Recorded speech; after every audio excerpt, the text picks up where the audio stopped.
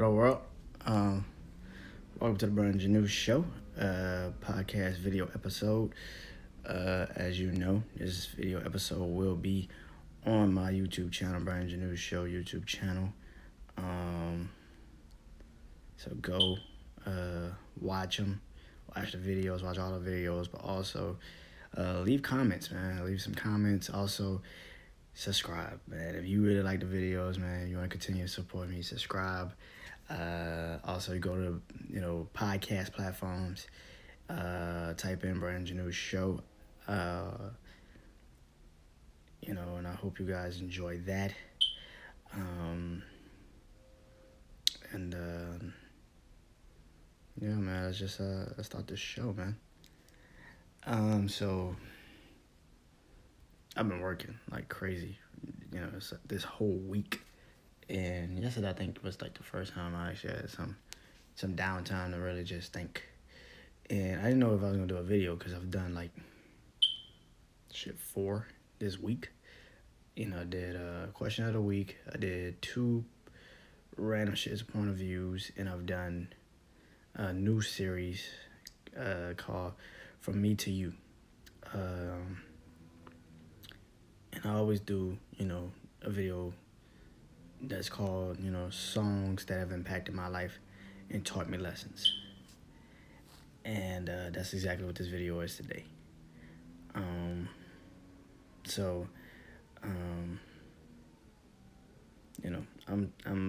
a 90s, baby. I was born in 94. Some people say that's the greatest time when like hip hop albums came out. Reasonable Doubt. No, not Reasonable Doubt. Ready to Die. I'm tripping. Ready to Die.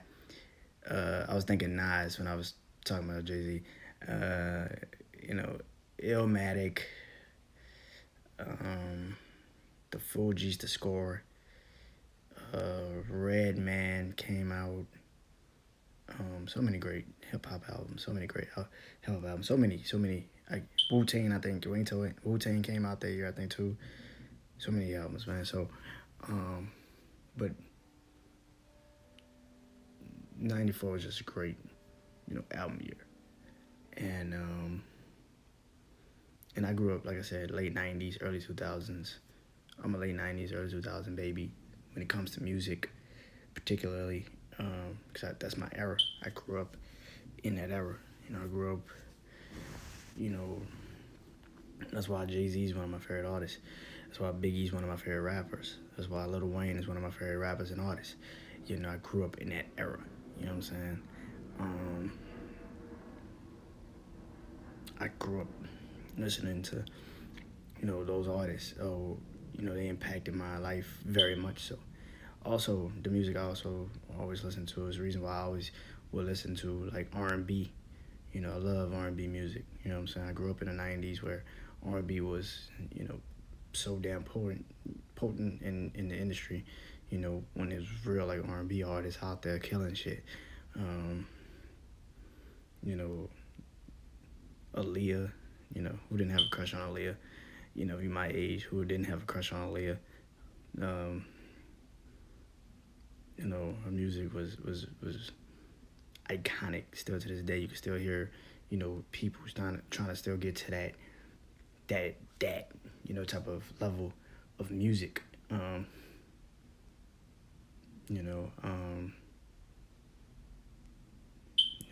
TLC, Destiny's Child. Then you had, Mary J. Blige, of course. You had so many. Of course, that's when Usher became Usher. I remember My Way album. I remember that album very well. So many great R&B artists during that time. And one of those artists, this is the artist I'm talking about today, and their songs in particular. I grew up, like I said, 90s baby. You know what I'm saying? 90s baby. So I remember when like Lauryn Hill came out with the Miseducation of Lauryn Hill. And I remember my sister playing that album damn near every day. Damn near every day. I mean, every day. I mean, every day. 2 times on the weekends. Like in her room, you could hear it, and it's crazy because now I could go back and listen to that, album now, and it brings me back to when I was that kid listening to that album. Even though I was playing the game, I was still here. And yeah, man, it was, that's, that's pretty much regarded as one of the greatest, not just hip hop albums, but just greatest albums and probably greatest debut albums of all time. And it's crazy that, and that she knew how iconic that project was, and she, pretty much got fed up with the success, the way the industry is kind of like making her into something that she wasn't, and I respect that. I think if you know that that's not who you are, you should dip. You should be like, yo, the money, the fame, success, all that shit's cool, but if it's gonna change me into somebody I'm not with it. And as much as I love, would love to hear another Lauryn Hill album.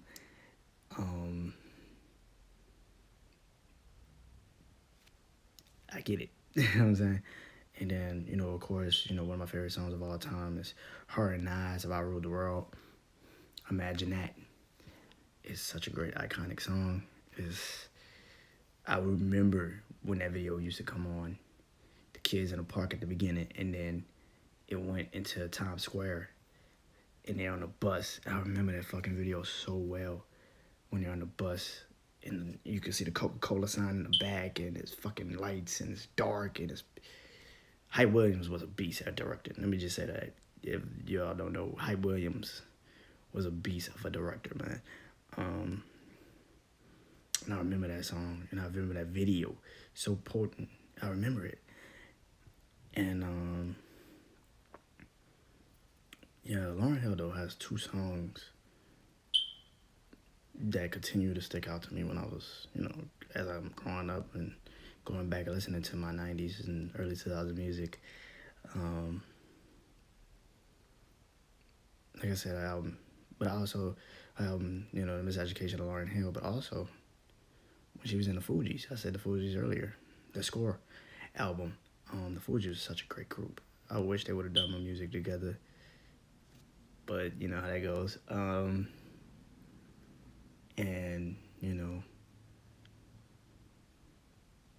on the Fugees album, Ready or Not, it's one of my favorite songs. And there's a reason why it's one of the songs that has impacted my life when it comes to her in particular.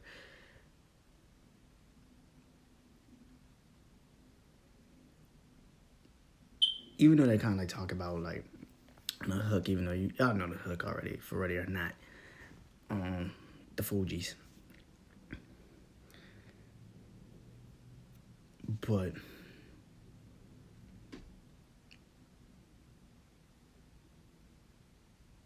I feel like that now as I grow as a person. I feel like Ready or Not, here I come. And when I say you can't hide, when they say you can't hide, I feel like for me, I can't hide anymore of the growth and the experience and these moments that I've had in my life. And I've always said, it's not about me. Sometimes it's not about me, even though I'm on here and I talk. I've lived already 27 years. That's past tense. So, well, I'm 27 now, so 26 years. That's past tense. But I could help somebody that will be in this position years from now and let them know, no, life is not fair. You won't be the favorite. Nobody will look at you and think you're special. Nobody will call you randomly just to check on you.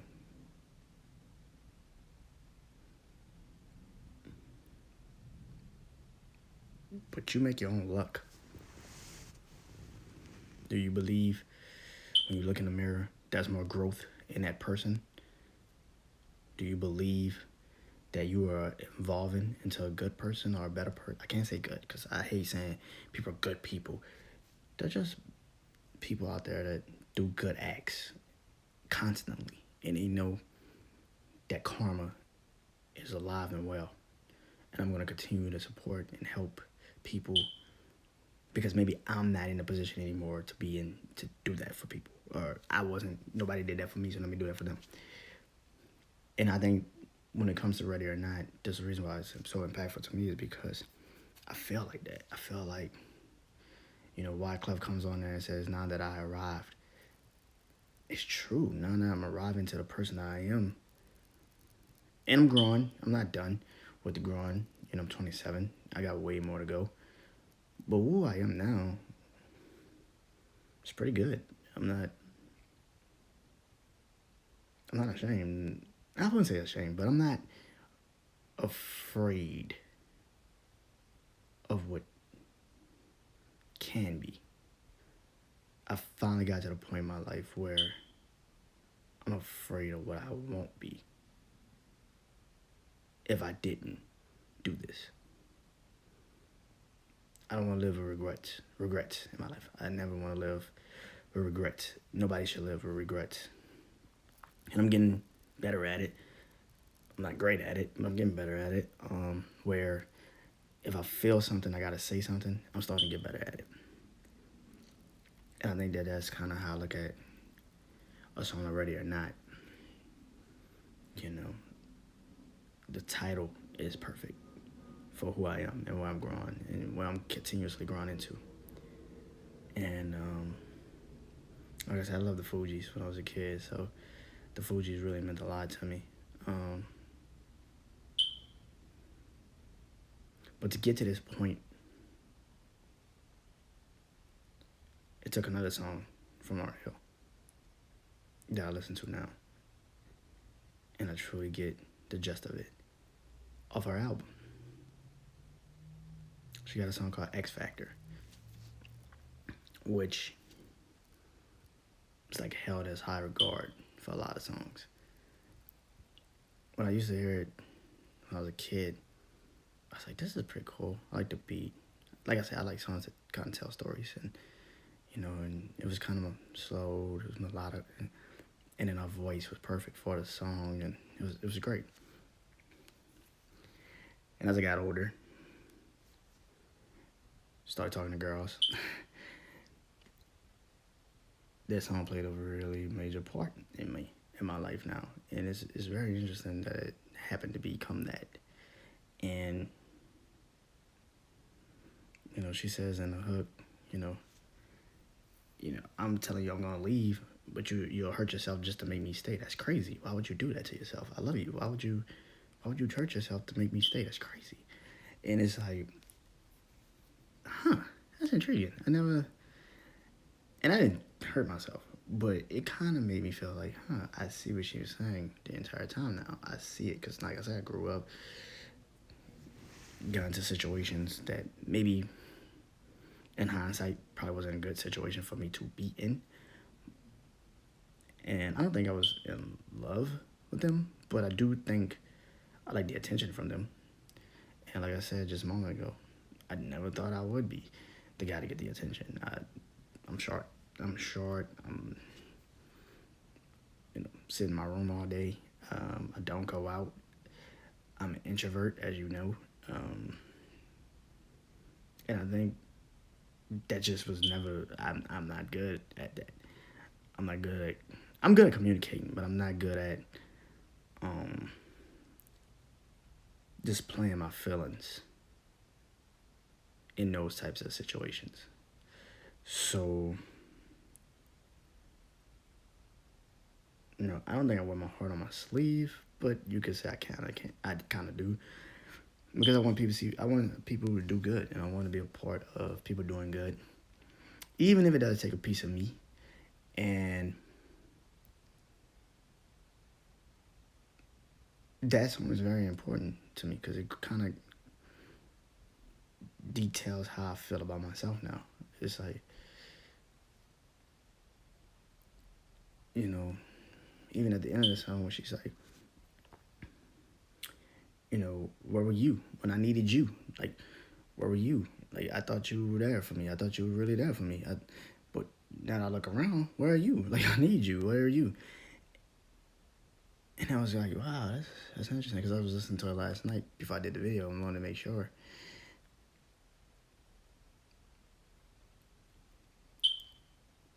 And this is exactly where I am now in my life, because I did feel like that. I was like, damn, I do need.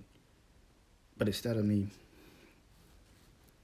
continuously internalizing it as I need them to push me, I turned that into I need to push me. I need to get myself focused. I need to love who I am first if I can do anything else. And I know that old bullshit cliche, love yourself and everything could be worked out. There's some inner demons in all of us that we don't address because we're afraid if it does come to the surface, we wouldn't have the proper tools to pull it back. But for me, it was my confidence. It was me feeling like I said, I didn't have confidence a lot in myself. I didn't, feel it before in those types of situations. And now that I'm looking now at it, me being who I am now, maybe later in life, or maybe soon, I don't know, later in life though, down the road, I will be able to control my feelings and my emotions better when it comes to those situations. But like I said, I was all over the place, and plus my mental health at the time, I didn't really know a lot about it. They would just tell me I had anxiety. I was like, okay. And then I found out depression, and then later, just recently, I just found out bipolar. So it's a lot of shit goes into that. So when you are talking to people and you do feel like they're fucking you over, even if they're just not in a position to give you what you need. It's not what you want. It's what you need, and you're just not in that. They're not in that position. All right, you could internalize it as, oh, they don't like me. Why would you say you love me if you don't fuck with me? If I call you and you don't pick up, that's fucked up. So instead of me taking that as, well, fuck them, I'm gonna just do me and fuck them and fuck everybody else. I took it as I'm growing, evolving into the person I am now. Okay. They might be busy, or they might not be in a position to give you that. Is that your fault? No. Is there really their fault? No, it's not really even their fault. Like, they might not have that in them, and that's cool. But you do, and that's great, because you're willing to love, even if you think that it's not real. That's interesting. That's a good thing for you. And I do songs like this because I tell stories with them. They internalize who I am before I really started doing this podcast and videos. But more importantly, they're showing me more so than not who I want to be and who I'm growing into.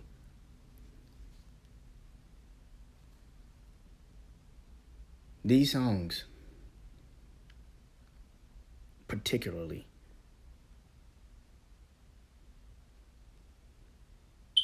Ready or Not, and X Factor, show the boy growing into the man. It's a video I posted a couple of days ago, From Me to You, the new series, that I said the boy is afraid of the man, even if he knows it could be life-changing, life-altering, and give the boy and the man everything he's ever wanted. That's the boy with the confidence questions. That's the boy that thinks nobody will like him. That's the boy that questions if people are really talking to him because they actually want to talk to him, or they're just trying to get to his brother, or to his friends. Or so the boy just sits in the classroom, puts his hand on the desk and go to sleep. The boy stops trying to make friends. He doesn't talk to anybody. After school, he comes home, sits in his room, listen to music, play the video games. Because he doesn't think he's worthy of growth, of experience, of involvement. The boy is growing into the man. And it might have took X factors to get that boy to finally understand. It's always been you. You're always going to be the common denominator in every situation you're in. You're the common denominator. So what are you going to do with that? So ready or not, the man is here. And I'll talk to you guys next week.